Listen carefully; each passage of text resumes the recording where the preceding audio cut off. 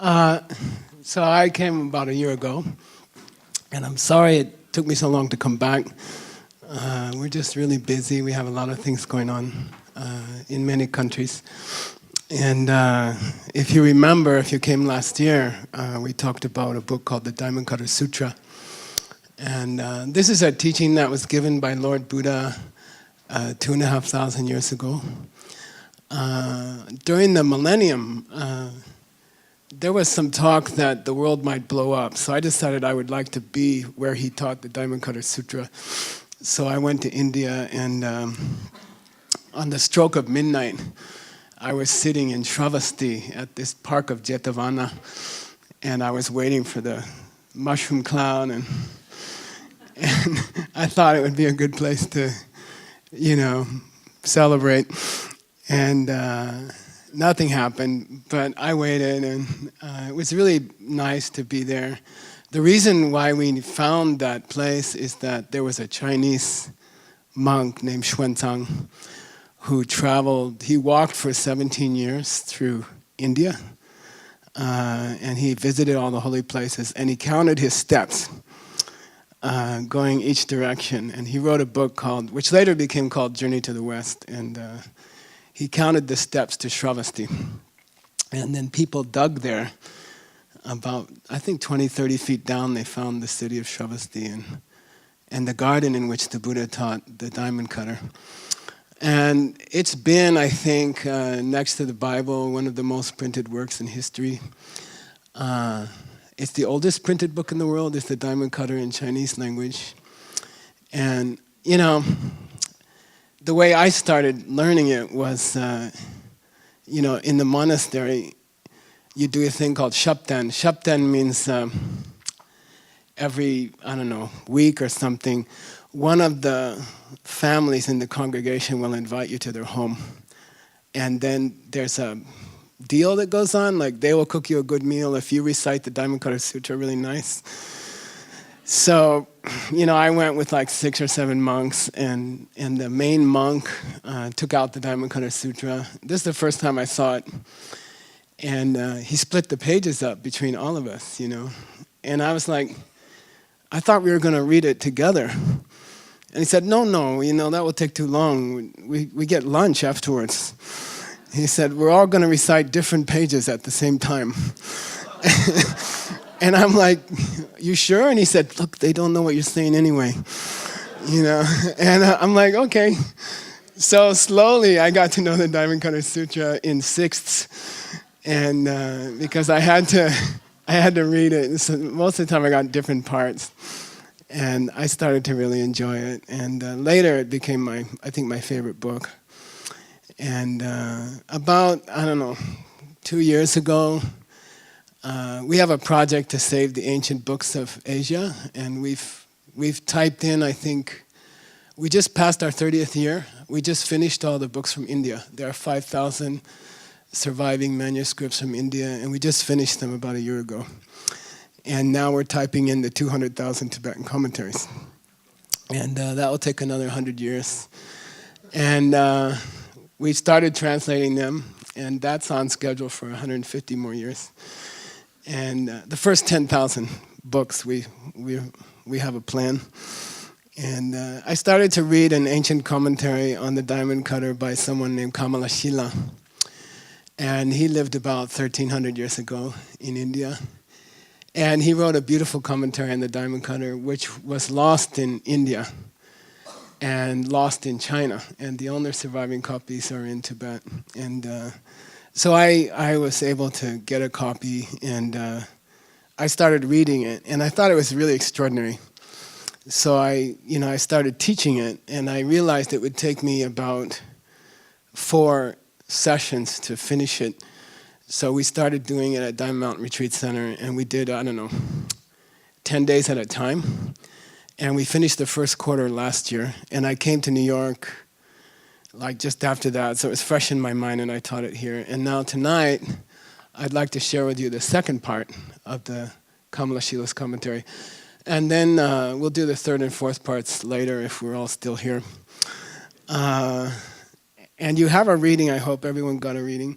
And Kamala Shila designs his commentary to the Diamond Cutter Sutra in meditations, like 5-minute meditations that you can continue to do after tonight if you like. This little book that you have is a guide to those meditations. And what I did was try to match each meditation to a photo, because personally I find it easier to remember what's the next meditation by just remembering the photo. So I can remember the photo, and then I try to remember what the photo was about. And I encourage you, tonight and tomorrow, they're different subjects, okay? We'll do half tonight, half tomorrow. And I encourage you to make it a meditation practice, okay? So we'll practice tonight the meditations, and then you can try them on your own at home. And I think if you do one you can change it like 2 times. You can do 2 a week. There's 26 meditations in here. That'll get you through a quarter of the year, and then you start over again. Okay, and I think you'll find that they're very beautiful meditations, and they're about 1,300 years old, and I find them very helpful. I do them often. I did them on the plane yesterday, and I think you'll find them very helpful. Okay, so we're picking up halfway through the Diamond Cutter Sutra. I'm going to be telling you, what Buddha is saying at any particular moment, and then we're going to talk about what Kamala Shila says about it, and then we'll be doing a meditation on it. Each meditation is only like 5 minutes or something like that. So tonight, just so we have time, we'll stick to about 5 minutes per meditation. And then if you enjoy them, I think they will make a big impact on your life. If you keep doing them just like 5-10 minutes every morning before you go to work or something, I think something amazing will happen to you. And I think the people who tried it last year found that big changes occurred in their life, okay? So I encourage you to keep that little booklet, and I encourage you to do these meditations this year, okay, in the next few months, start. Okay, first thing, and I'm going to follow here.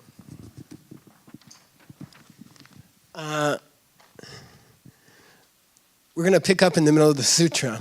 Kamala Shila lays out the sutra in different sections, okay? The very first section is where, he sets the scene in Shravasti, North India, and people are talking, and one of the disciples of the Buddha, called Subhuti, he comes to Lord Buddha and says, okay, what are we supposed to do?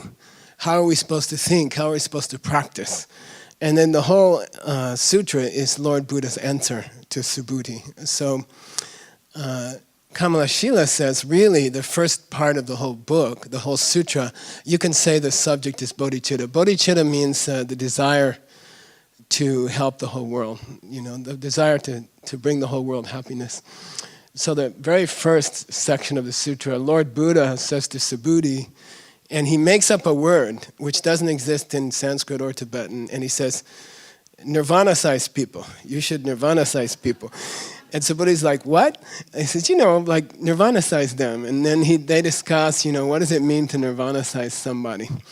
And the process of nirvana-sizing people depends on understanding one great subject, which is emptiness, or kongxing in Chinese language.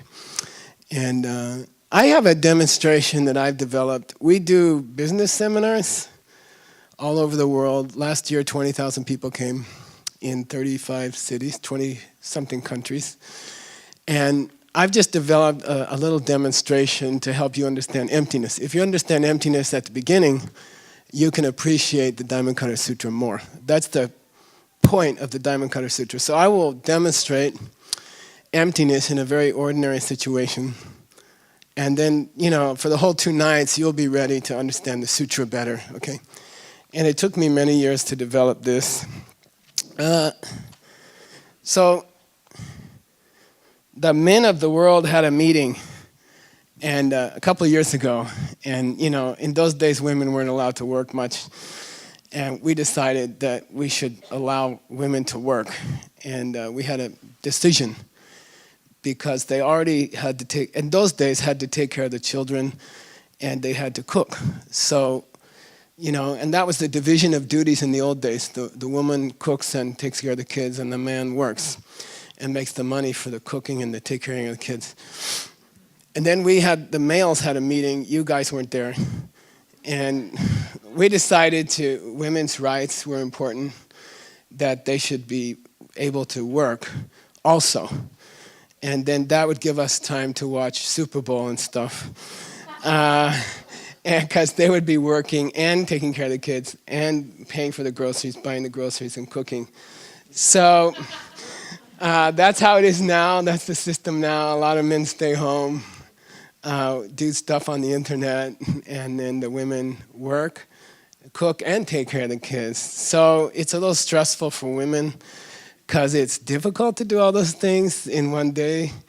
And I'm thinking of a woman who's got that situation, and she's got an important meeting at work early in the morning, and her boss tells her, I'd like you to come in at 7:30 instead of 9 because, we have an international call going on.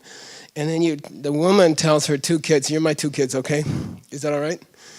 Yeah, so I'm the wife, okay? And you're the 2 kids. And the woman tells the kids, look, mommy's been called in early. Tomorrow at 7:30 I have to be at work. So I need you guys to be ready at 7 o'clock. All your school clothes on, your homework finished. Don't forget to put your good shoes on. And mommy will be in at 7 and we're going to just take off and then I'll get to work on time. Okay, you guys agree? The kids aren't. You agree? Yeah, the kids agree. Then you know the story. The next morning, mom comes in and, opens the door, and the kids are jumping on the bed, and they're in their pajamas, and you're like, what are you doing? Mommy told you she has an important meeting. Why are you jumping on the bed, And then dress as fast as you can, and these kids are really bad, and they're like jumping on the bed, and then they lose their shoes because they were jumping on the bed. And then finally, mom gets to a certain point where she says, you are the stupidest kids in New York, I'm so unlucky to have kids like, not really, okay?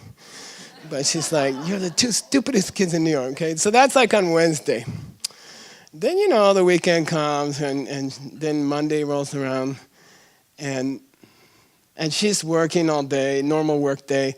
After work, she has to go do the groceries because the husband's too lazy because there's some important game on. And, so she's exhausted when she comes home, but the one thing she's looking for is a hug from her husband, which is like the only thing she really asks from him is, please give me a hug when I get home. Okay, you ready?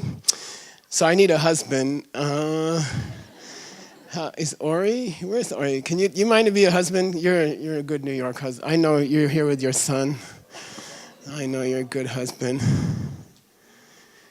And we're going to need 2 husbands, actually. Scott? Do we have some light on these guys? Okay, so there's 2 of them. Don't worry about it yet, okay? They're the same one. And I'm the wife, and I come home. I'm really, really tired and exhausted. I'm just thinking the only thing I would really like tonight, I don't mind I have to make the money. I don't mind I'm working all day. I don't mind to do the groceries. I don't mind that I have to cook. And I'm dragging myself home, and I'm really tired. And I'm just thinking about this hug I'm going to get from my husband when I open the door, You're stupid! Why? No dinner. Why? No dinner. Where's dinner? Okay, then I'm tired, I've been working all day. I just want a hug, I put out my arms and they call me. You're stupid! Then if you haven't studied the Diamond Cutter Sutra, okay, if you don't know about emptiness, what will you do? Come on. Yeah, you say, no, you're stupid. I've been working all day. I took care of the kids. I was going to come home and make you dinner. All I want is a hug from you. I'm not stupid. You're stupid, okay? That's normal. If you haven't studied Diamond Cutter, if you don't know about emptiness, okay? If you do know about emptiness, what?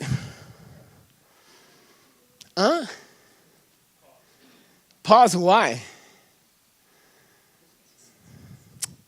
Man, I taught in New York for 20 years, nothing happened. What? No, she says, I don't know why he's yelling at me. All I did was open the door. I've been working all day. I didn't say anything, okay? I didn't do anything. I came home and he yells at me. I didn't do anything, okay? Is it true? I didn't do anything. Francis, you were better when you were a little kid. Is it true I didn't do anything? Why? Yeah, I yelled at the kids last week, okay?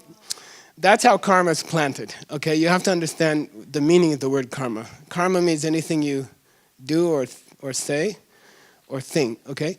And the way it's planted is very interesting. Like, I didn't believe in karma until I heard how it was planted. When I yell at the kids and I say, well, what? You're the stupidest kids in New York. When I say, you're the stupidest kids in New York, that sound enters my brain. It brushes my mind. And the more anger I have, the more it imprints on my mind. It makes an imprint on my mind. Then after about 2-3 hours, a seed starts to form in the subconscious. And that's how karma is planted. If you know how it's planted, you can believe it more. You see? So I yelled at them. I heard myself. It made an imprint on my mind. And in about 2-3 hours, that imprint, which is called at that point a vasana, right? Samskara becomes a vasana after a couple hours. And that's a karmic seed, okay? Then I opened the door. A week later, that seed's been cooking under the subconscious like a watermelon seed under the dirt. And then when I open the door, what happens? Suddenly the seed opens, okay? Suddenly the seed opens. And an image of myself being yelled at is projected out into the world and comes back, you see? And that's karma, okay? Got it? So what's going to happen if they say, You're stupid! and I understand karma, and will I tell them what they are? No. Why? Because I'm nice or I'm moral? Why not? Yeah, I don't want it to happen again. What is it called when it happens again? In Buddhism, samsara, okay? That's samsara. So samsara is not some theoretical, Buddhist Indian thing. Samsara means cycle of pain. If I yell at them and tell them that what they are, which is stupid, if I say that, who will hear it? Yeah, I will hear it, okay? And then that plants another seed, and then my kids act up next week. That's why they acted up the last time. You see what I mean? So it becomes a cycle. The seeds are opening in my mind, and the seeds are coming out in my mind. So if I understand, that's, by the way, what's that called in Buddhism? Do you know? There's a long, stupid name. That process is called dependent origination, okay? I plant seeds in my own mind. They open, they become the people around me. I respond to those people. Then I plant more seeds, and it goes like that, okay? That's called the wheel of life. Now, why did I put 2 husbands up here?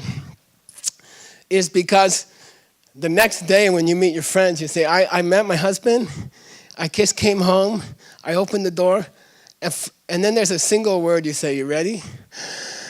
And for no reason at all, okay? For no reason at all. For no reason at all, he started yelling at me. I didn't do anything. I didn't say anything. I didn't do anything. And for no reason at all, he starts screaming at me. He called me stupid. For no reason at all. Is it for no reason at all? No, it's because I planted a seed last week with the 2. You're good kids now, okay? I planted a seed last week with the 2 kids, okay? So it's, in Buddhism, there's no such, in the Dhammapada Sutra, there's no such thing as for no reason at all. It doesn't exist. It's not possible. There's no such thing, okay? Everything that happens to you is coming from a seed that you planted before, okay? Now, I put 2 husbands up here because there's 2 possibilities. When you come in the room and they call you, You're stupid! you have 2 choices, okay? And there's 2 ways to look at the situation, okay? One is, okay, he's going to be for no reason at all, okay? Like, I don't know why he yelled at me. I didn't do anything, okay?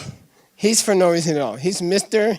Husband for no reason at all. He's yelling at me for no reason at all, okay? Now, then I went to the Diamond Cutter talk at Florence Gold Hall last night, and I found out what was really going on.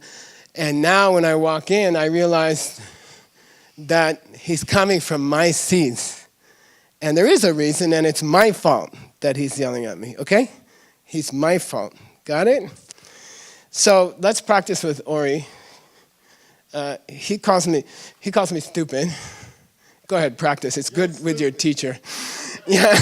No, he calls me, you're stupid. And then because I think he's didn't come from me, I say, no, you're stupid, okay? And then I plant another seed for the kids to act up, and then it goes like a cycle, okay? Because I don't know where he's coming from. I don't understand where he's coming from, that he's coming from me, okay? Got it? Now this one, so I can also be angry and upset at him because he's yelling at me for no reason at all, okay? Now this one, I went to the talk last night. I learned what's correct. He's coming from my seeds, okay? Ready? You're stupid. Yeah,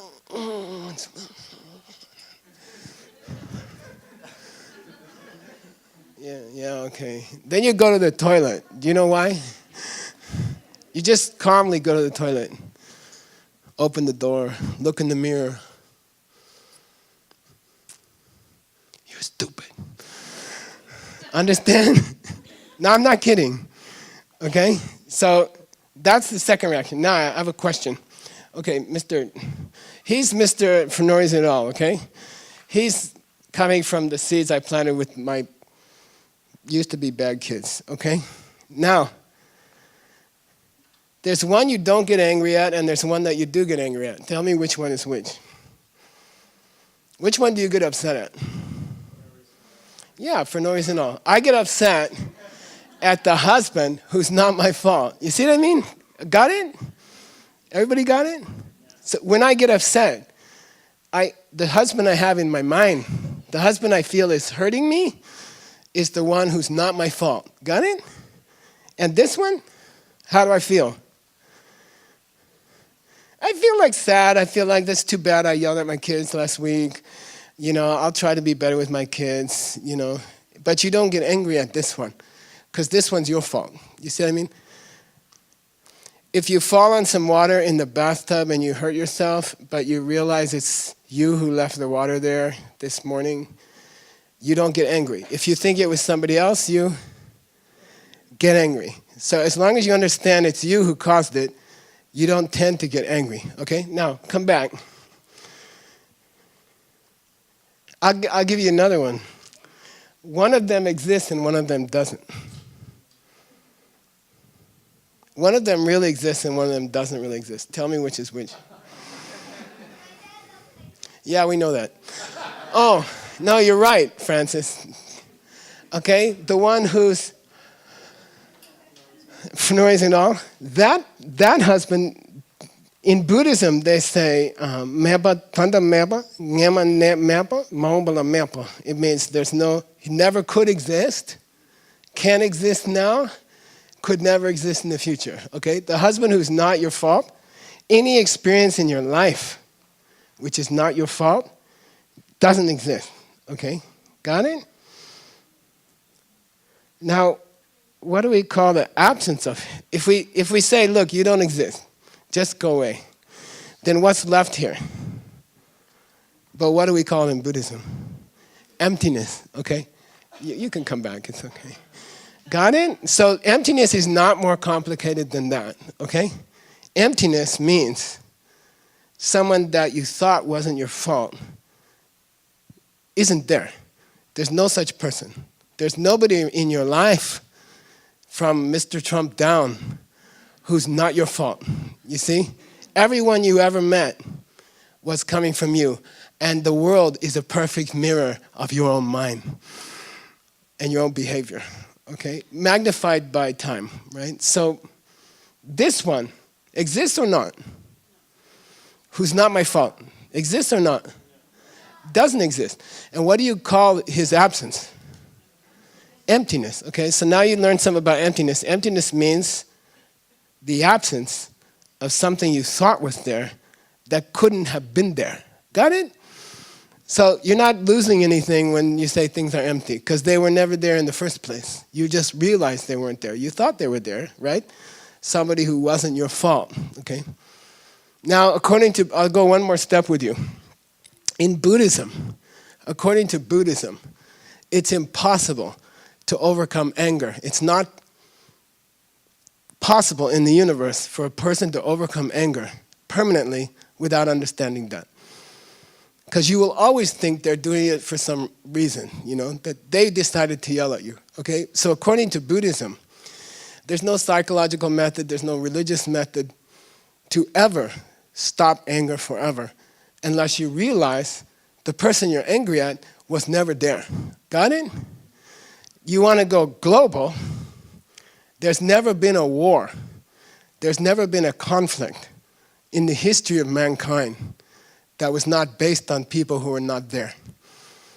Okay? All conflict, globally, in history, 50,000 years of killing people, came from anger over nothing, over that there was nothing there. The person that your country was angry at, Muslims, the people you're angry at were not there because you think they don't come from you.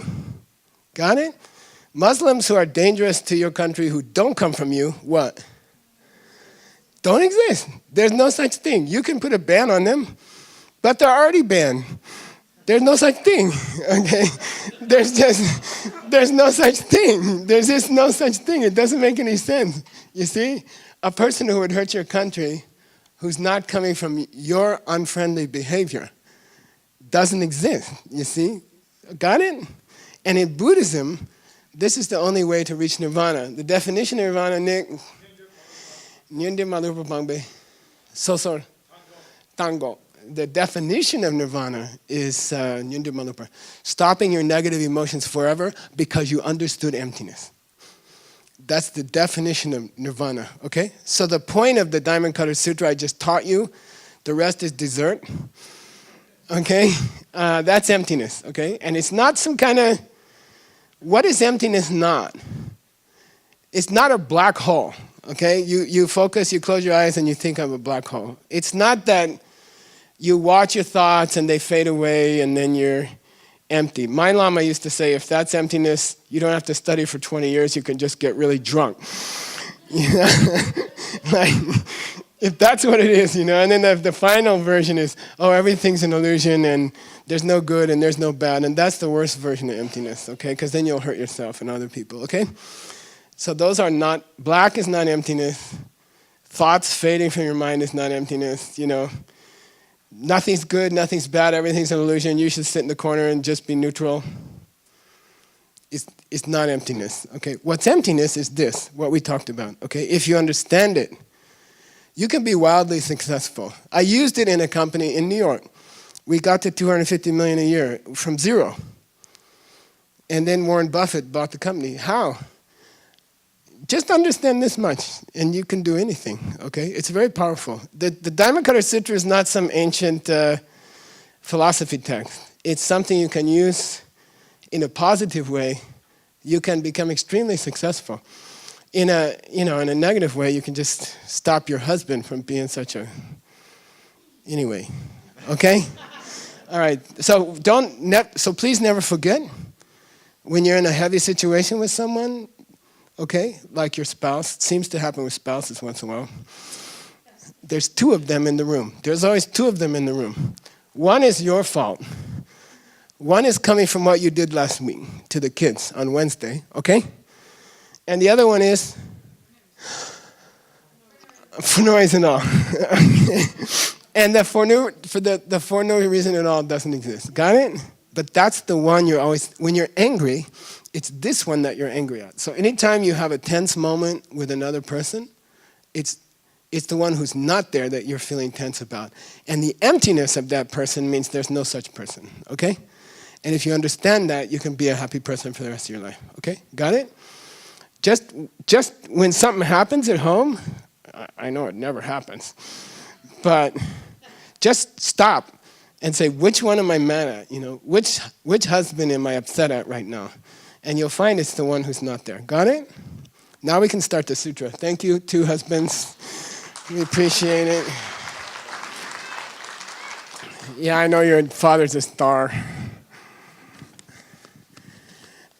So at this point in the sutra, we're about a quarter of the way through the sutra. And Lord Buddha says to his student Subhuti, it's a conversation between Buddha and his student, and he says, so is it possible for someone to become a Buddha? And Subhuti says, I guess. And then Buddha says, well, how do you know when you look at somebody that they're a Buddha?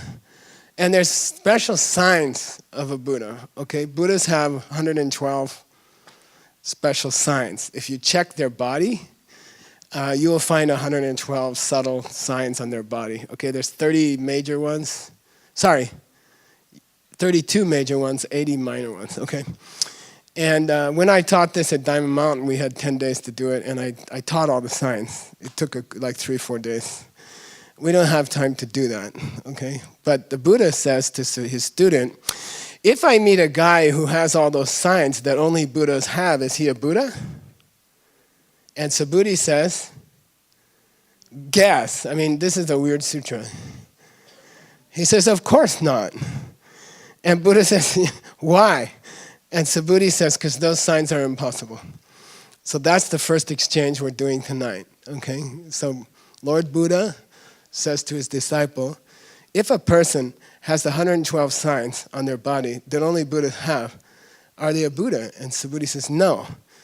And he says, why not? And he says, those signs are impossible. Which husband is he talking about?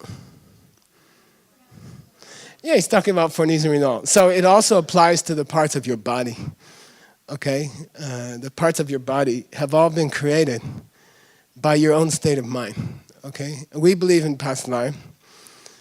Maybe it's random. Maybe something blew up from nothing called Big Bang, and then, you know, dust particles banged into each other and created your specific nose.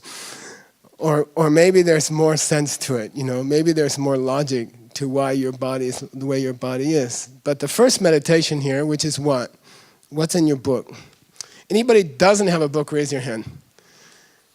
And somebody's going to run and give you one. If you don't keep it up, they won't give you one. Who's going to run around? Hannibal, since you don't have one, why don't you...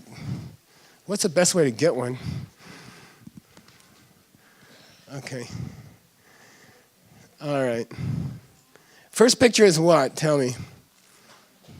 Yeah, it's a smiling man. Okay, what does it mean? It says, what do the signs feel like inside? So... The first level of understanding the signs of a Buddha is that if you have certain emotions in your heart, they're going to be reflected on your face, okay? And that's just obvious, you know, that's not like some philosophy thing.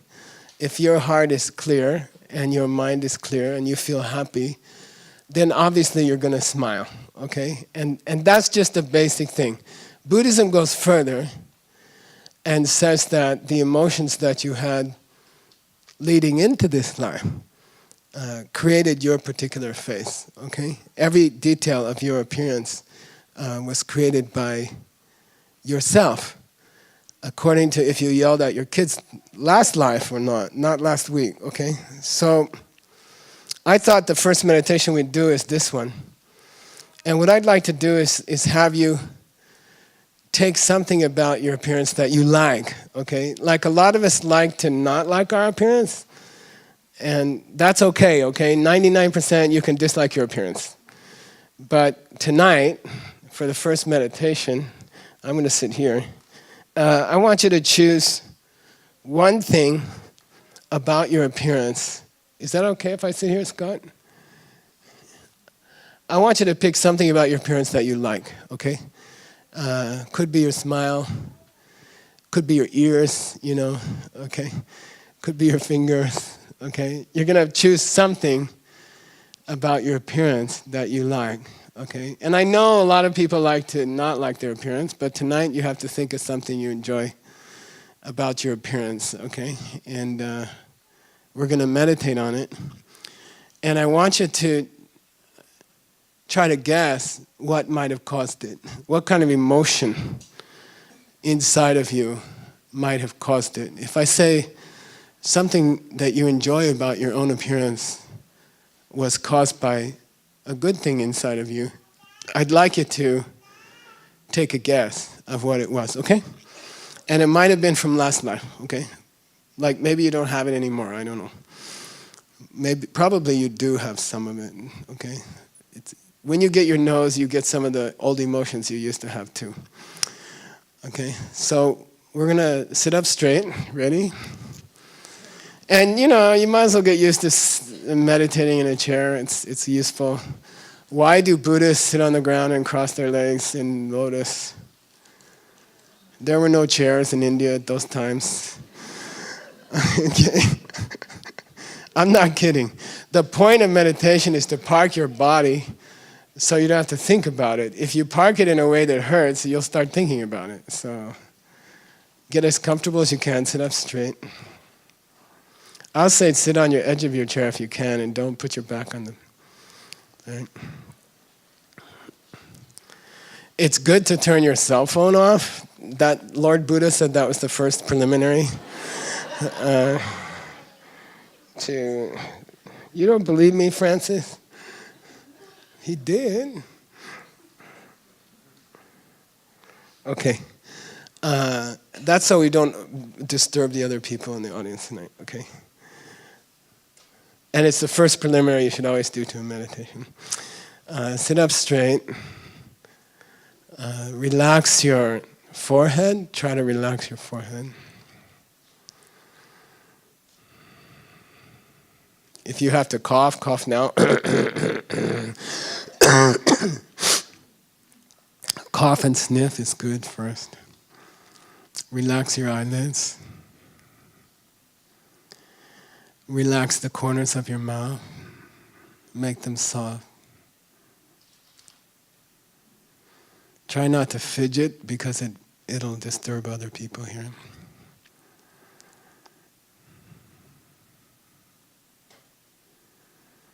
Pull in your lower abdomen slightly, which helps you to straighten your spine. Push your shoulders back just a bit. Bring your shoulder blades closer together in the back.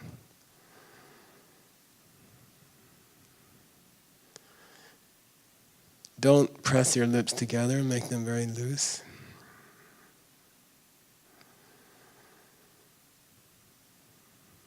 Relax your fingers. You can put them in some meditation posture if you like. Touch your first finger and your thumb, chin mudra.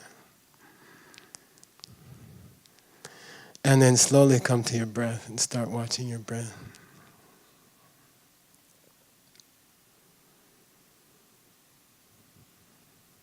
Long, relaxed exhales. And the inhale will take care of itself.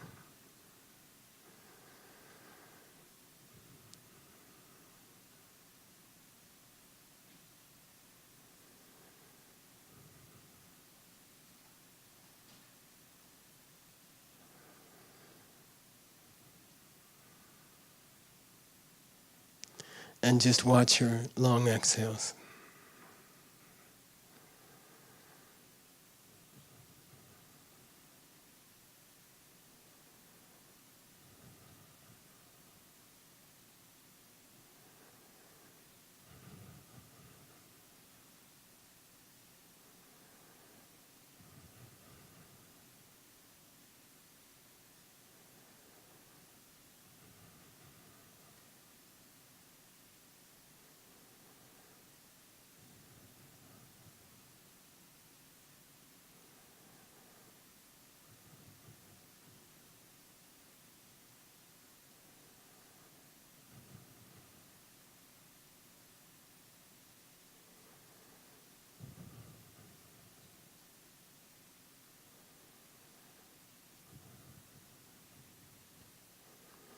And then please think of something about your appearance that you enjoy. It brings you happiness.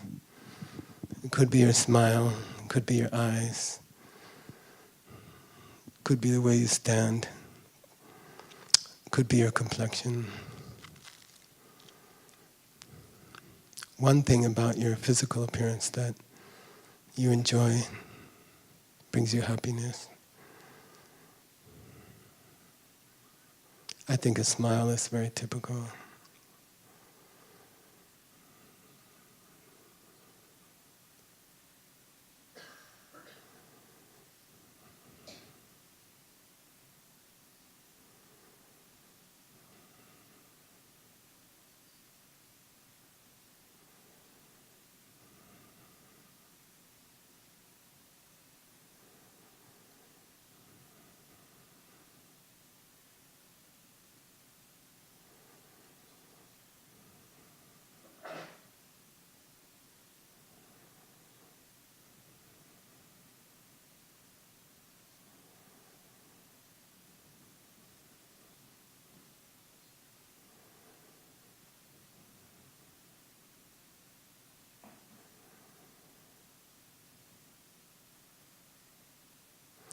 And then please try to relate it to some feeling, some good feelings that you have.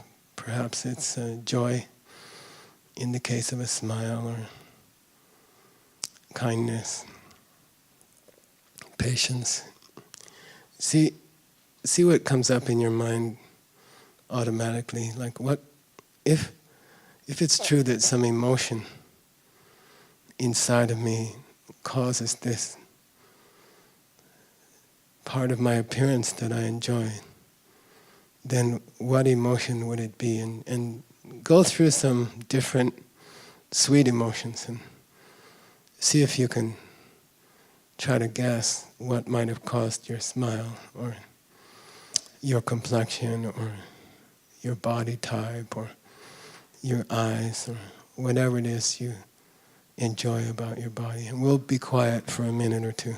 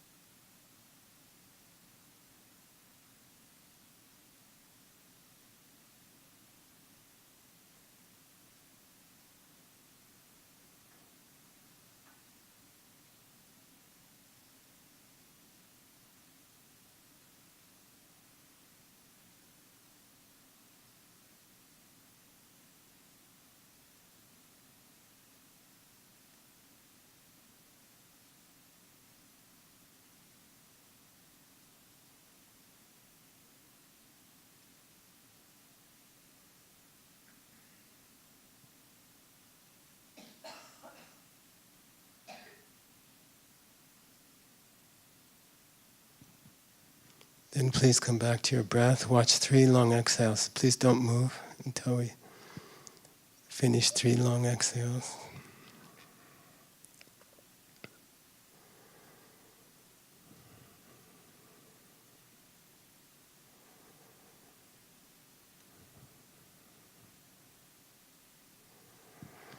And then you can take a stretch.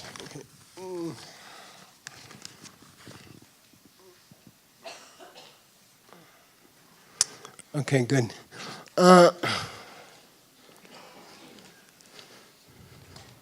So it's not hard to imagine that maybe your smile came from, I don't know, being happy inside, or maybe even your eyes, if they're clear, might have come from some kind of mental clarity or kindness.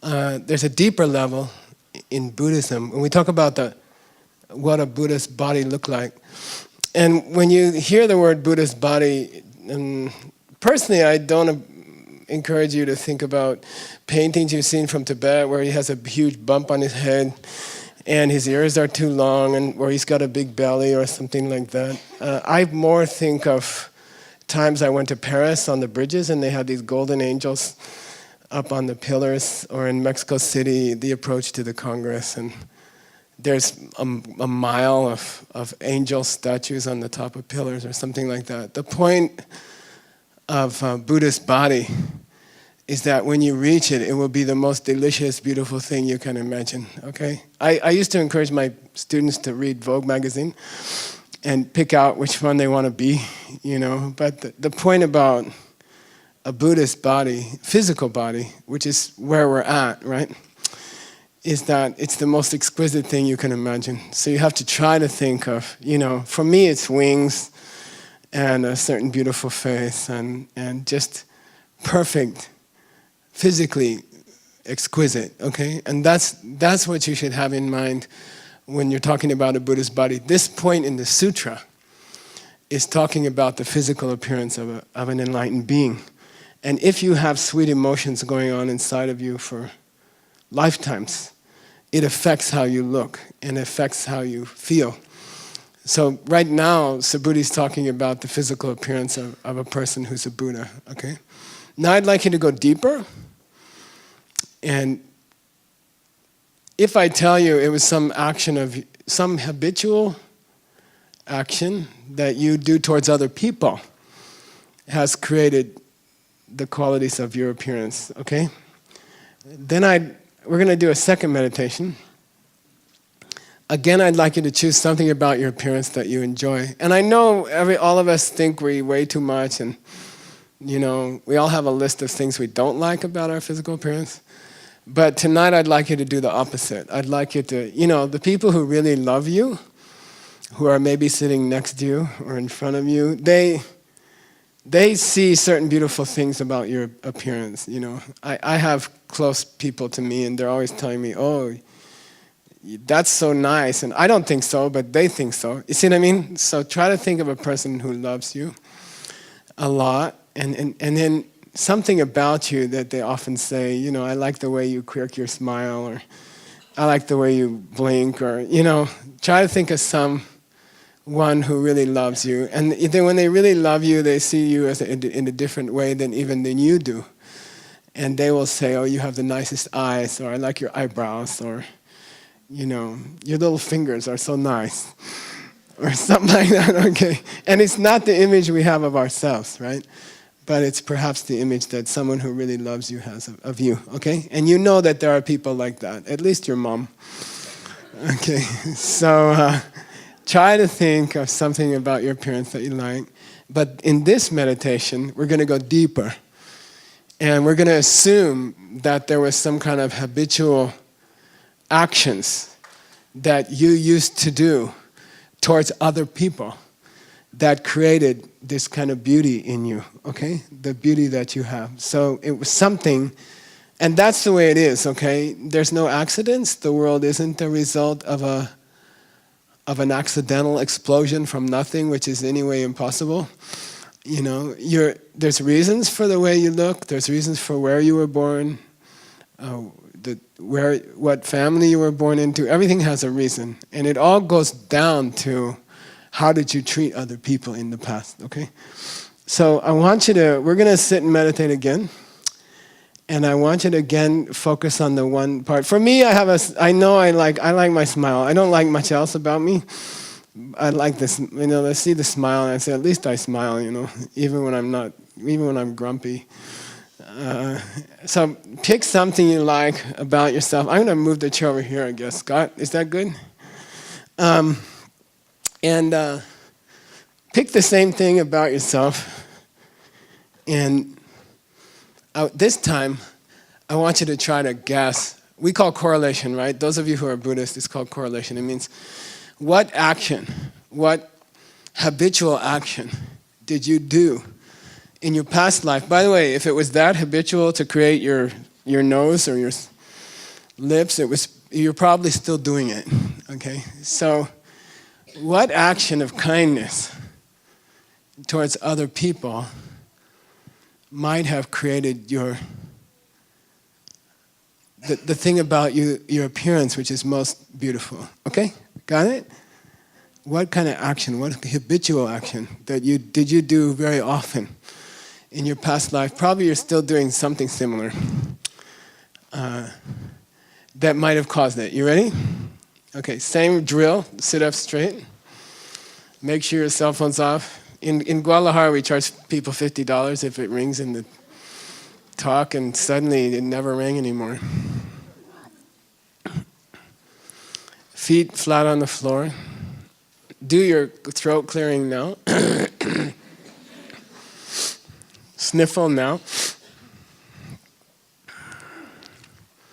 Then relax your lips, make them very relaxed. Find your center of gravity, move up a bit, move back a bit, left, right. Find the center. Push your shoulders back a little bit. Pull in your stomach slightly. Relax your eyelids. Little smile, Mona Lisa meditation smile. And come to your breath. Start watching your breath. Just focus on the exhales. Don't worry about the inhales.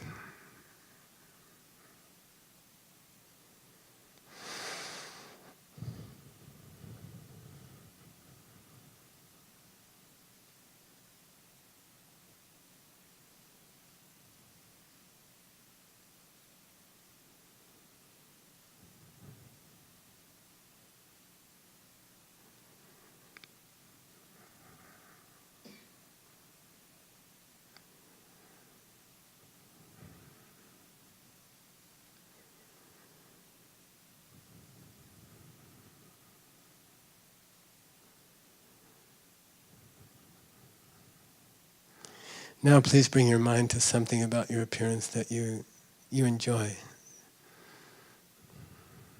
And I know a lot of us may not think that we're handsome or beautiful, but what's one nice thing? Everybody has a few nice things, their eyes or their eyelids or their eyebrows or their chin or something beautiful.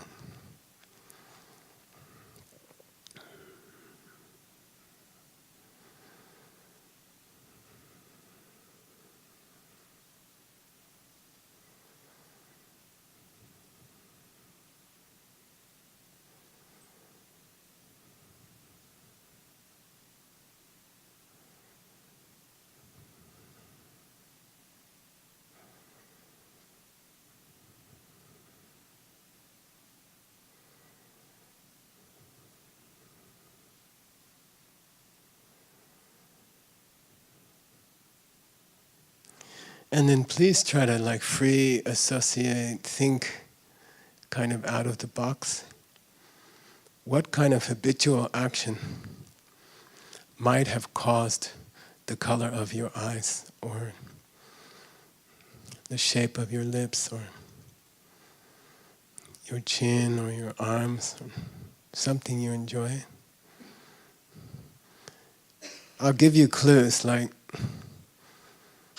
nice arms come from reaching out and helping other people when they need it. Nice lips come from encouraging other people. Bright eyes come from helping other people to understand things.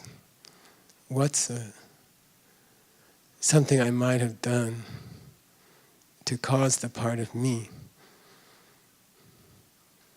that I most enjoy? What kindness did I do towards others that created this part of me.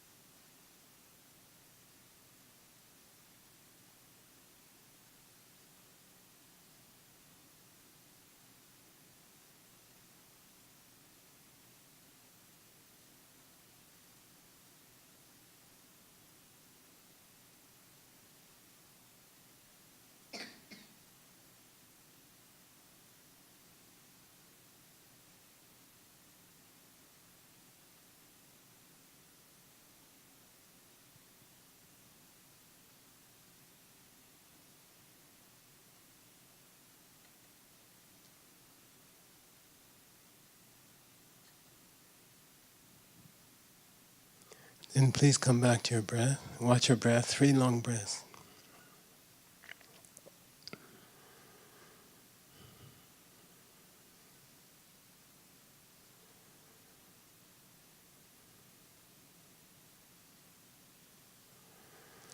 Then slowly open your eyes. Take a stretch.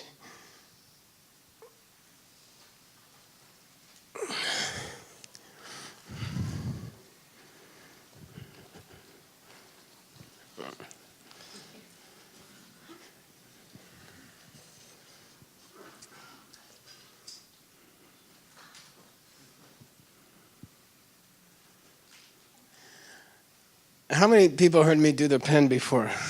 Raise your hand. Did anybody not hear me do the pen before? Yeah, okay, just for you. To understand your body and a Buddhist body, you have to understand the pen. So I know you heard it 1,000 times. My teacher said you had to hear it 3,000 times, so you still have 290 and something to go, okay? And I'll do it quick, okay, just so you don't suffer through it. But I haven't found a better way to explain seeds, okay? So here we go. I'll ask you questions, give me answers, don't be shy, okay? What is this thing? Yeah, if a small dog comes up here, you know, on the stage, and I go like, and it's a puppy dog, what will they do with it? Yeah, they will chew it, okay? So does the dog see this as a pen? How do they see it? Francis, they see something to chew on, right? Now, Francis, you gotta answer me serious, okay? Not like Uncle Mike. Who's right? The dog or the human? The dog thinks it's something to chew. The human thinks it's a pen. Who's right?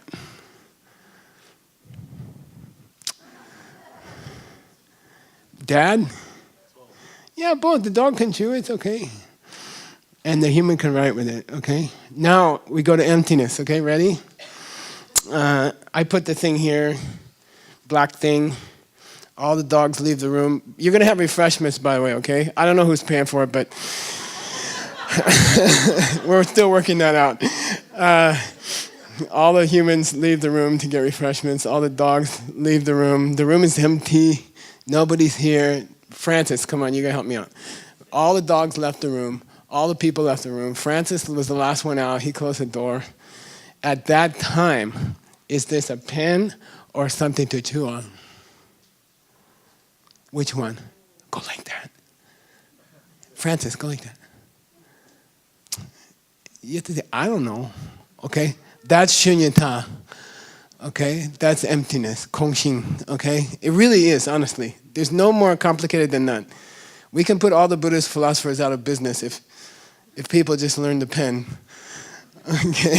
There's nothing, and it's not incorrect, and there's nothing left out that Chandrakirti explained later, okay? It's just that, okay? When the people leave and the dogs leave, it's neither a pen nor a chew toy, it's just a black stick, it's waiting to be something, okay?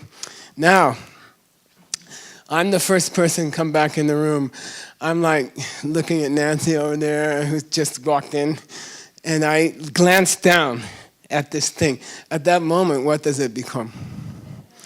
Pen.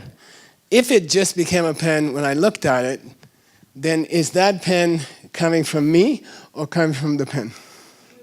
It must be from me, because if the dog walked in, it would become a chew toy. That proves that it's coming from my mind. There's something coming from my mind, okay?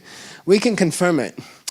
I can stand here, I can wish that it was a big diamond, and there we go. Let's try.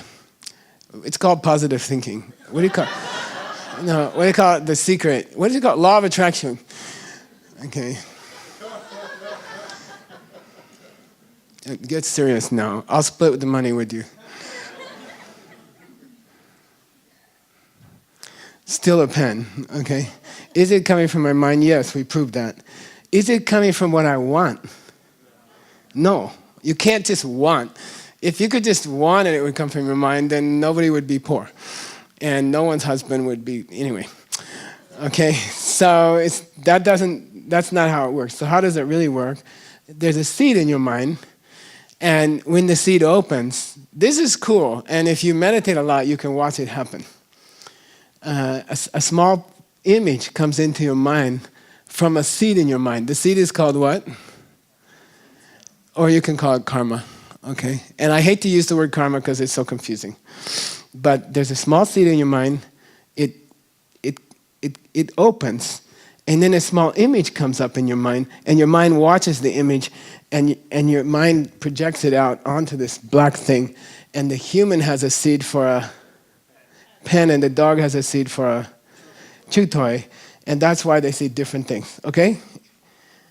And that's why you see everything in your life, okay? Including your nose and your eyes and your lips, okay? Now, so we're going to go deeper.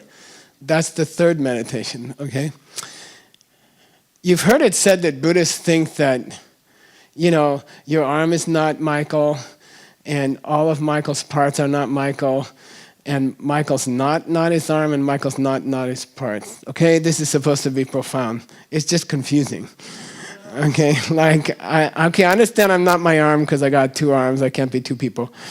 I understand I'm not unconnected to my arm because if I am, I'm not me anymore. And I understand I'm not the camera.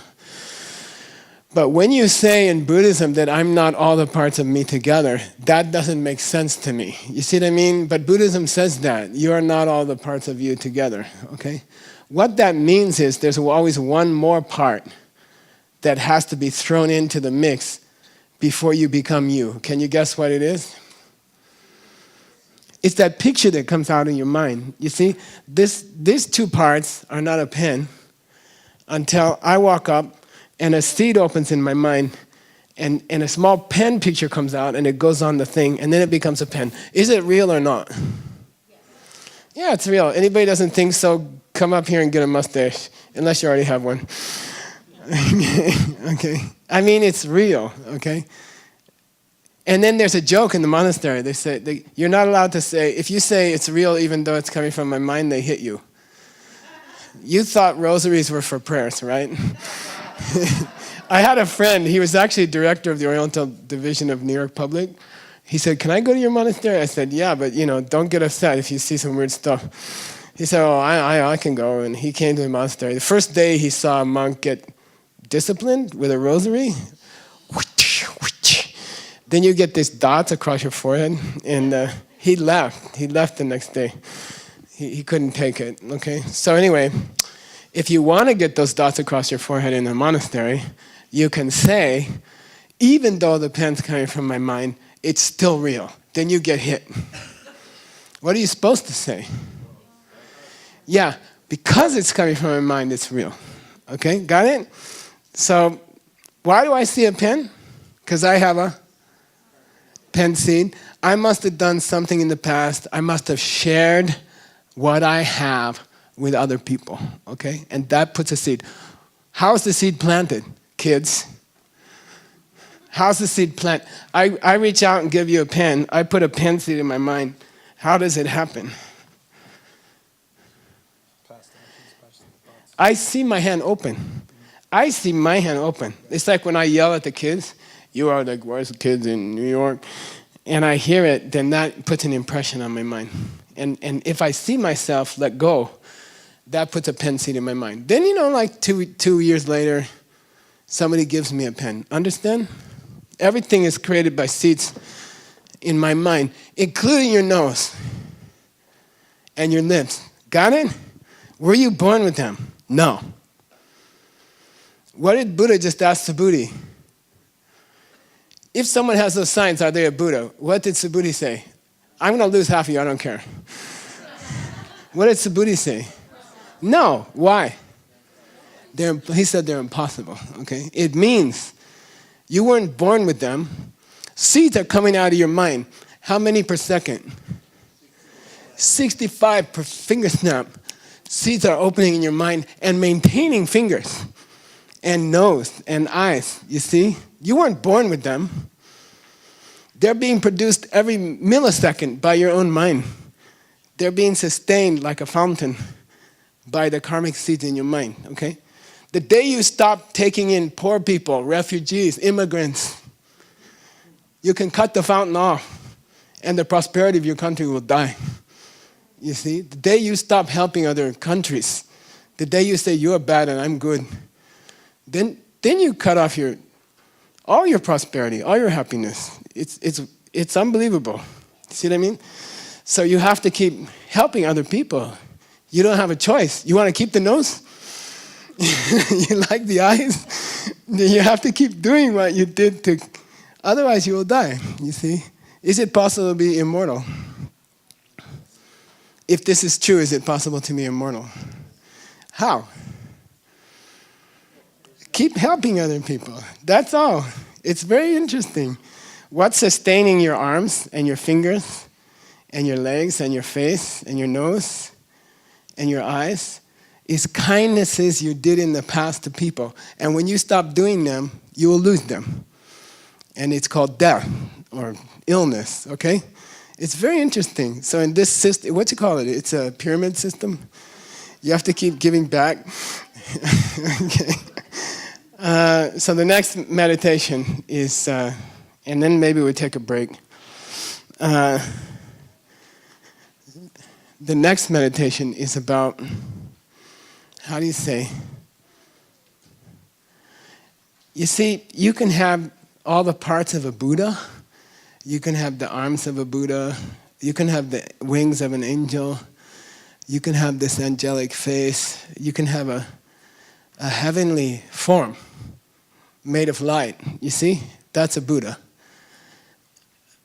But unless you have the seeds in your mind, you can't tie it together. The seeds in your mind glue stuff together. You see what I mean? Are all your parts, are all of floss's parts floss? No, not until the image comes out and glues them all together. So all the coherence, that's a difficult idea. Anything that makes sense in your life that's not crazy, insane, war, killing, unkindness, it's all coming from a certain kind of karmic seed in you. Anything that makes sense, anything that's comforting, anything that's predictable, any system that's working, anything in your life that's working, it's flowing out of seeds in your mind, you see? And when you stop being kind to others, then that flow will stop. And then the world becomes chaotic. Is it really? Wait. Is it really chaotic? No. It is. It's coming from you. Okay? It is chaotic. Come get a mustache. Yeah, it's a chaotic, okay? Well, who made it chaotic? You did, okay? If you see chaos in the world, it's you. What makes things coherent, what glues things together is the responsibility of being kind to others. That's all. That creates all the things in your life that are not crazy come from that. Okay? Got it? So we're going to do one more meditation. The goal of this meditation is to stop thinking you were born with a nice nose, or you were born with the right color eyes, you know, or your ears are okay. Okay, the goal of this meditation is to stop thinking that you were born with those things, because you weren't, okay? You have seeds in your mind. They are opening at a rate of 65 per second. They are creating your impression of your nose and your eyes and whatever else you like about yourself. It's being sustained by nice things you did to other people, okay? So notice where we went in the meditation. What was the first one? I have a nice smile because I'm happy inside. Halfway true, okay? What was the second one? I have a nice smile because I made other people happy, okay? What's the third one? Oh, sorry, I should have said in the second one, I was born with a nice smile because I made other people happy. What's the third one? My mom said I haven't. No, it's sustained by my current kindnesses, you see? And if I stop, it will die. I will lose it. It's called death, okay? If I stop being kind, if I turn the water off on the fountain's called your life and your appearance, and it's impermanent. And there's a limited number of seeds. But if you stop making seeds, if you tell these people you can't come to my country, you know, you're dying in the room next door, I don't care. I'm going to lock the door, you know. I don't care. Then that's the best way to die, okay? You will use up your seeds. You don't create new ones. And it stops, okay? If this theory is correct, the dumbest thing you can do is to hurt other people or to refuse to help them, okay? Got it? Okay, so we're going to do a meditation. This is called coherent meditation, okay? And it means, okay, you have a nose that's created by a certain kind of actions, and you have ears, and you have lips. But what glues them together? You know? And by the way, you can lose this, and then they call you Alzheimer's, or they lose coherence. They can't glue things together anymore. Words, the phonemes and the synonym, you know, they don't make sense anymore to people. The sounds are the same, but something inside of them that glues the sounds into speech, they lose. Or something that glues their child's face into someone they recognize is lost. And that's coherence, you see, that's kindness. Kindness is the coherence. Kindness is the karma that glues all the parts of your life together. And when you stop being kind, it breaks down. Got it? So we're going to do a meditation. This is the third one. The picture is Guanyin. Somebody in China gave me this beautiful statue. And what is it that's gluing all your parts together? Why are you not senile? What do you call it? What's Alzheimer's? There's another one. Yeah. Why don't you have dementia right now? it's because you still have old seeds of kindness, okay? And when you lose them, you will get dementia, you see? And then things fall apart.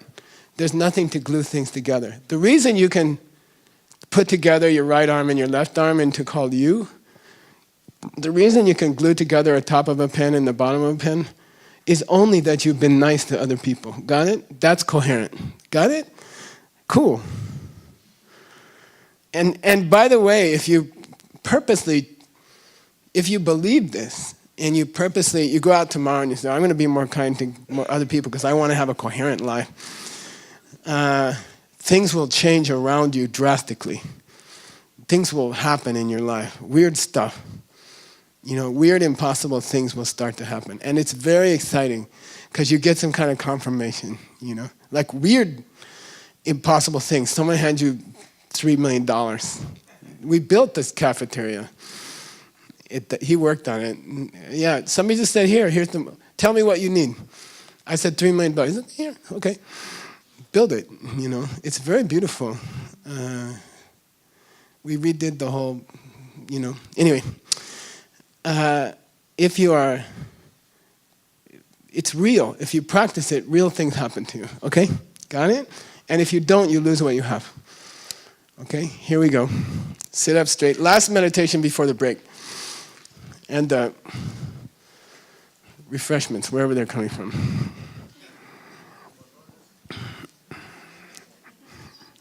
Actually, you made the refreshments. If you don't like them, it's your fault. If you don't like this talk, it's your fault. If you do like this talk, it's my fault. Okay, let's go. Sit up straight. Relax your lips.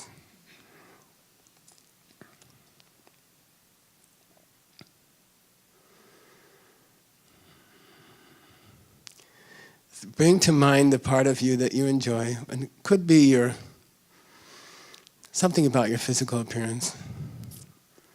By the way, it's not my fault. That's where they started in the sutra. We'll go to your mind later.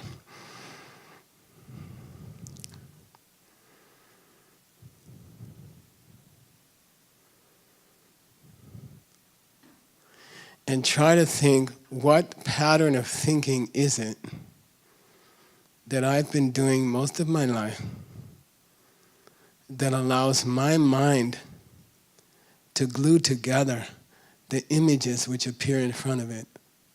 What is it that I've done towards others my whole life that has allowed me to see my left arm connected to my right arm? And my eyes and my nose on my face. What is it that allows me to perceive that? And it's kindness. It's a pattern of, maybe it's imperfect kindness, but your whole life you've been attracted to helping other people. And that's why you can see your face in a mirror. That's why you can walk or drive or learn, is only because of those seeds. Those seeds make your life coherent. They tie your life together. If you didn't have those seeds, you would be what we call senile or insane. So here we go. Appreciate the proof of your kindness. You have a face, you have a body, and it was created, it was glued together by kindness towards others. So try to think about it. Think about kindness as you do. And try to understand that it keeps your world from being chaos.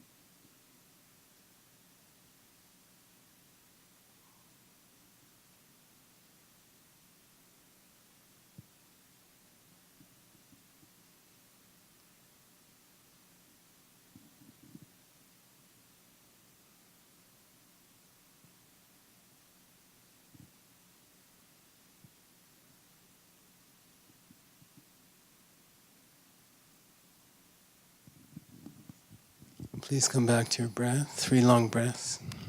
3 long exhales. Don't move yet.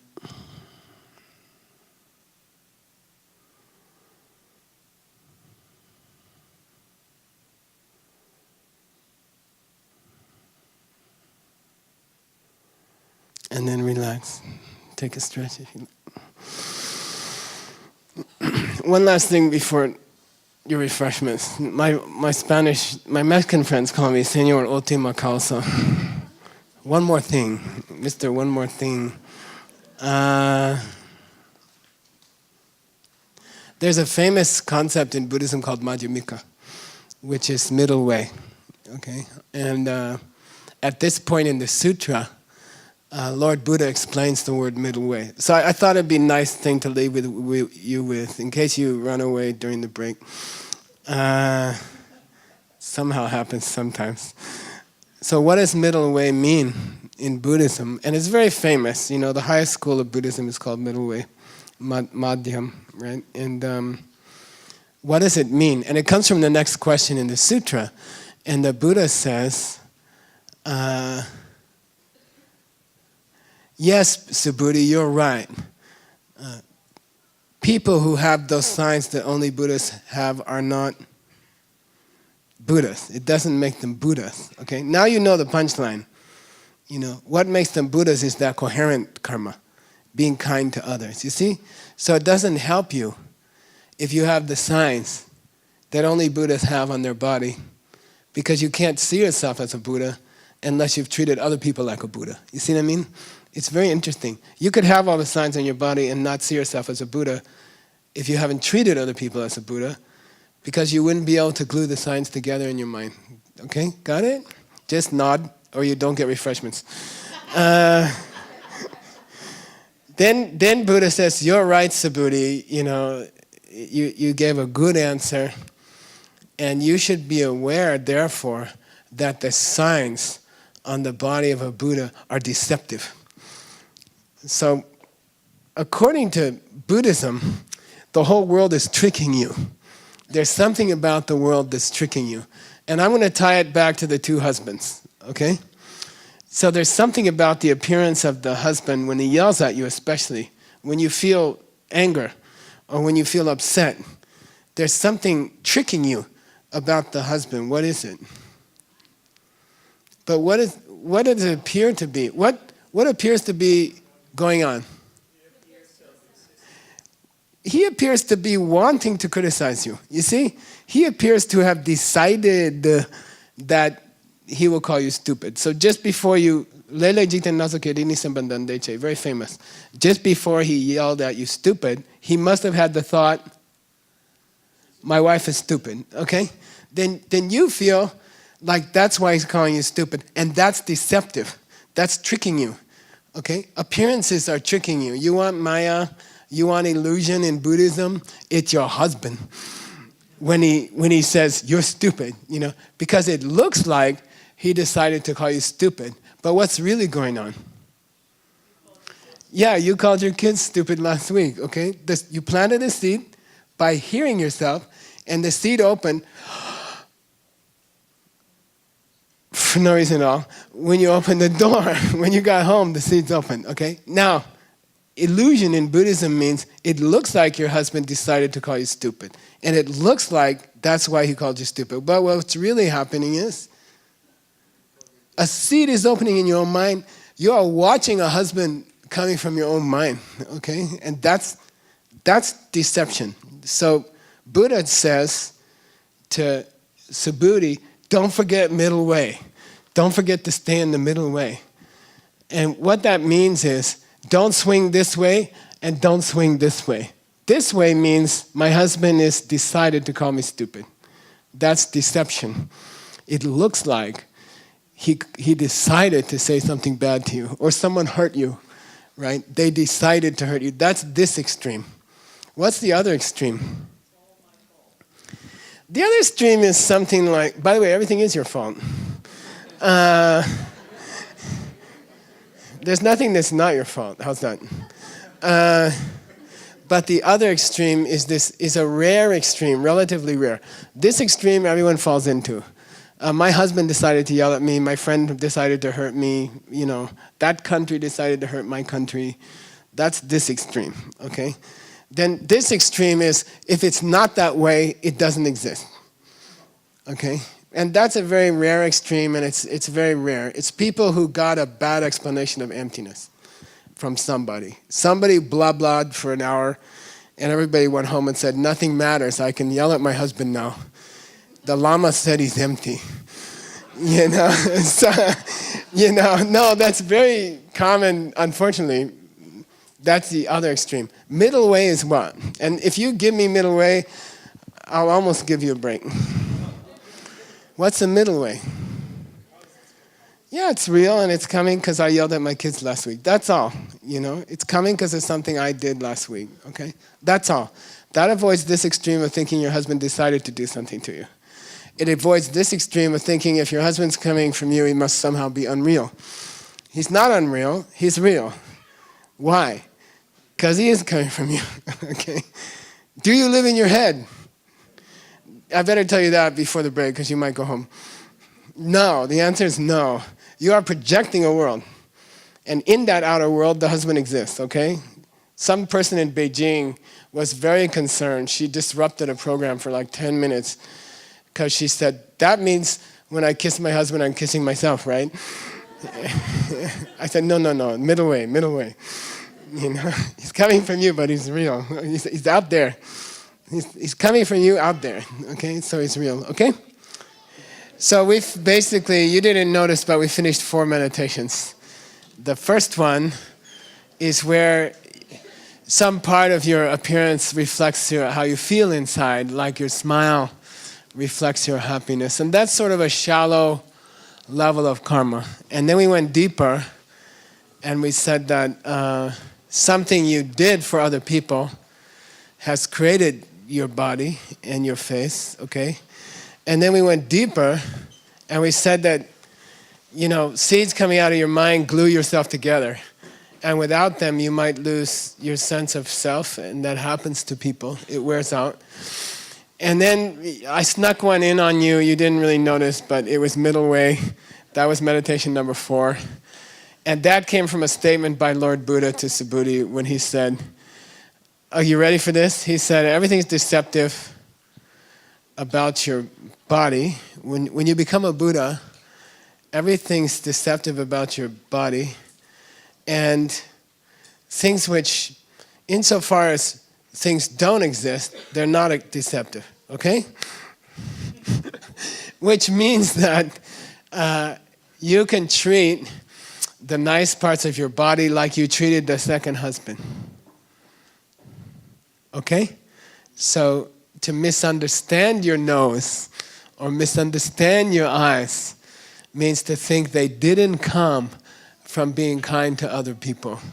And the eyes that you possess that didn't come from being kind to others, and anything about you that didn't come from being kind to someone else doesn't exist. Like the second husband. Okay, that's why I did the husband first. Tomorrow I don't know what I'm going to do. But every part of you is just like those 2 husbands. You can look at yourself and think that you came from what you eat, or came from where you went to school, or from your parents. You can think that. But if you think that, everything about you came from how you treat other people, then you'll have a deeper understanding of yourself, okay? So Lord Buddha in the 4th meditation is saying that stick to a middle path. Don't think that anything in your life is not coming from being kind to other people, okay? Just nod. Okay. The next meditation, 5th meditation. Do you have those up there? Are you showing those?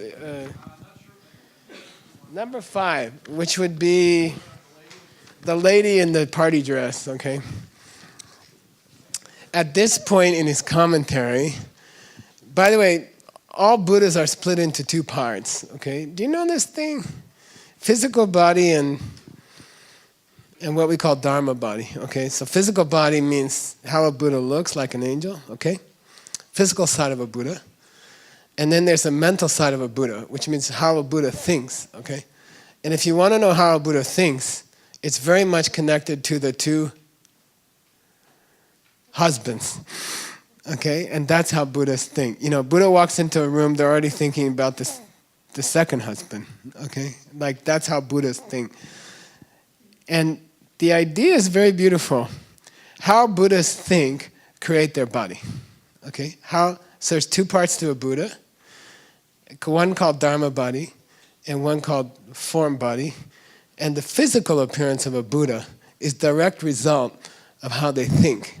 And the fact that they have a body at all is like a girl getting ready for a party. Which is that love drives them to take a physical form. Okay? So the idea is that Buddhists don't need a physical form. They don't need to have a physical body.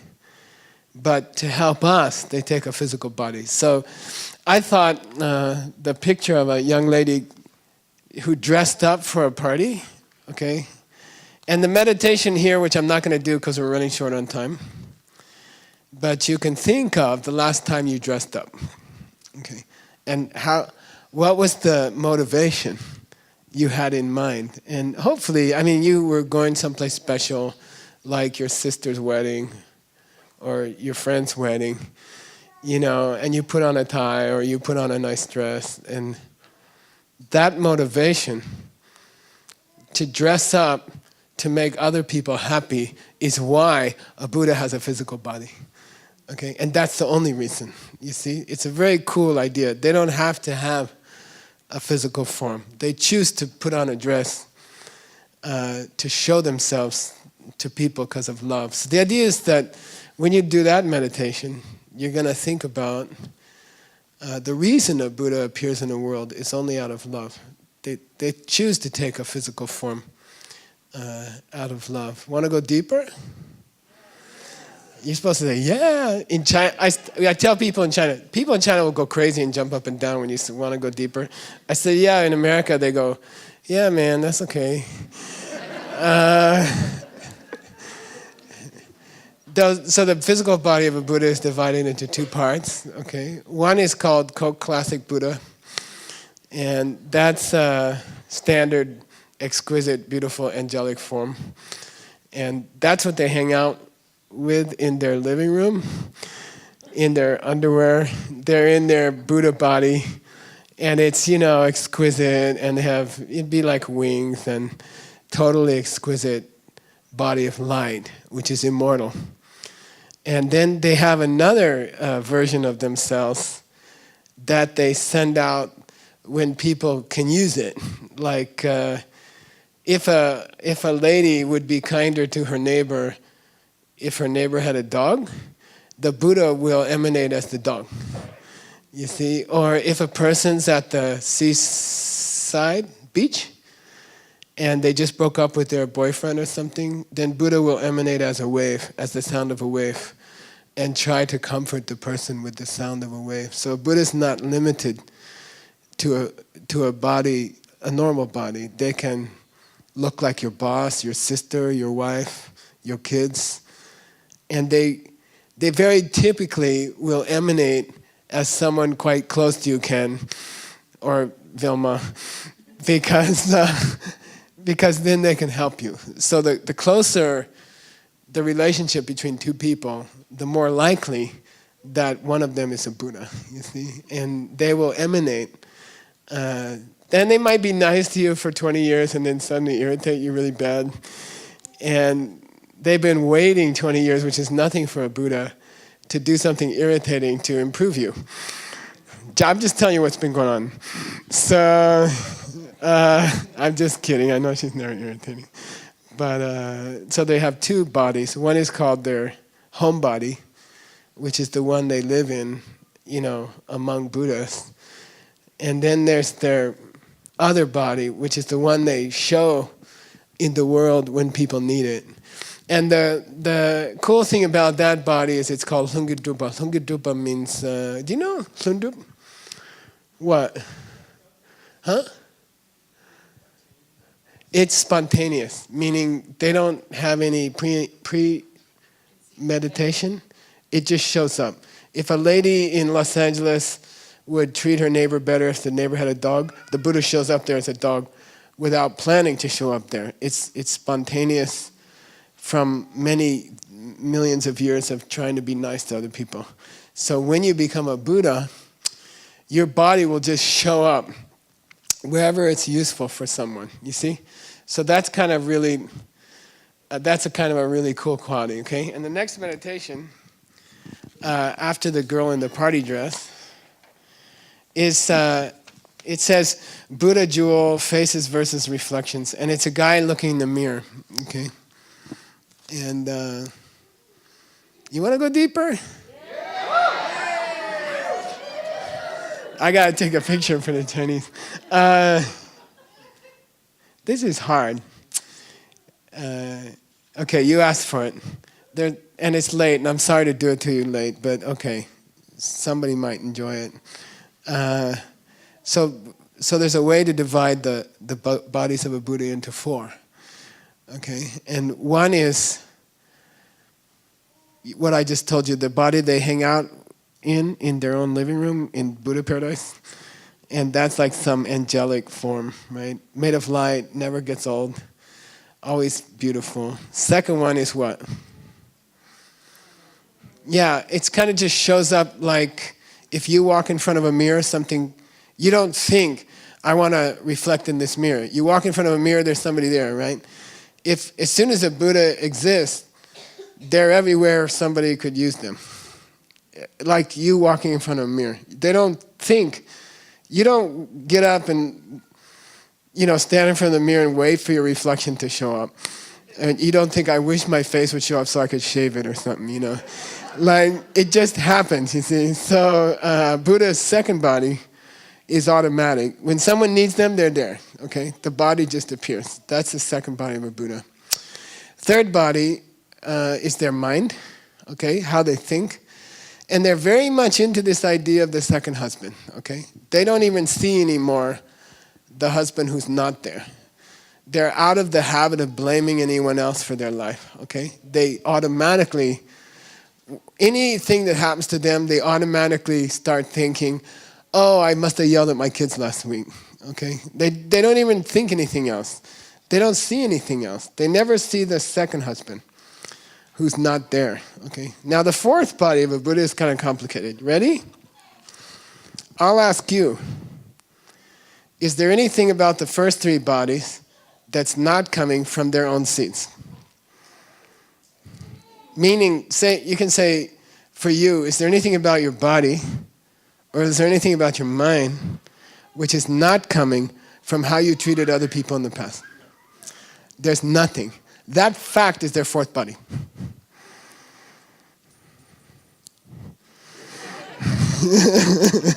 The fact that nothing about them doesn't come from how they treat other people is their fourth body. And it's called truth. And in Sanskrit, that's dharma. Okay? So that's reality. The reality of their 3 bodies is their fourth body. Okay? The fact that there's nothing about their physical form or how they think that's not coming from how they treated other people. Okay? Got it? I gave a talk at Princeton to the physics department, and we were talking about apparent contradictions in both, atomic theory, small particles, and also macro theories of where the universe came from. And I was proposing that a lot of the apparent paradoxes in physics could be solved by believing in this system, that things are coming from your seeds. And there's one guy in the back, and he was looking kind of, what do you call it, skeptical through the whole thing. And then suddenly his face like brightened up, and he said, "Can I ask you a question?" I said, "Yeah." And he said, "Well, according to what you just said, we kind of assume Newtonianly and Aristotelianly that the basic building block of reality is atoms, And then he said, according to what you're saying, then the underlying reality under that is kindness. And it's not particles. that make the world. It's kindness. It's how you behave towards other people. And I was so blown away that he got it, that we live in a world where we believe that the foundation of all reality is atoms, is, elements, copper, oxygen, iron.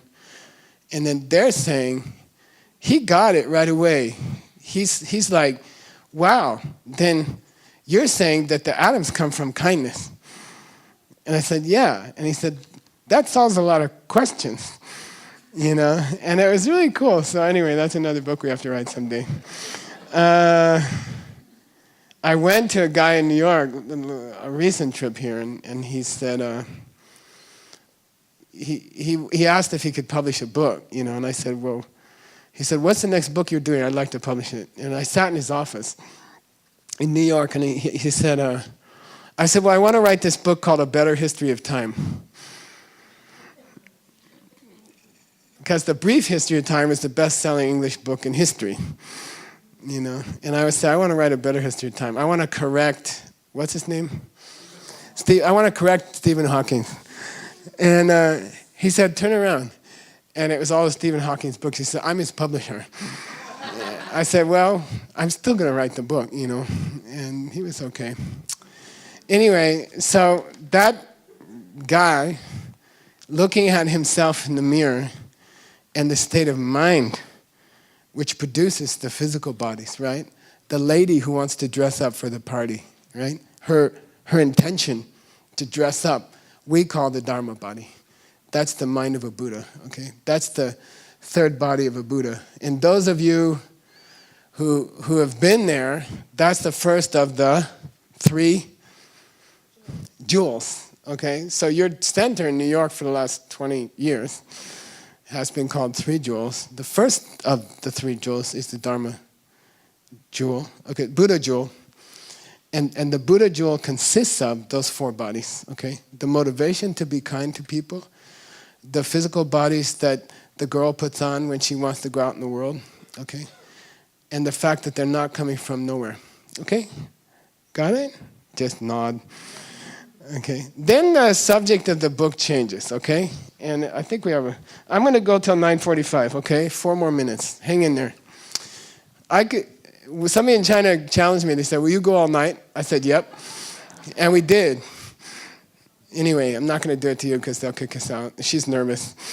But we can continue tomorrow. But the subject of the sutra changes at this point. They've been talking about the physical body of a Buddha and where it comes from. And then the answer is it comes from a Buddhist state of mind and the way a Buddha understands how things happen.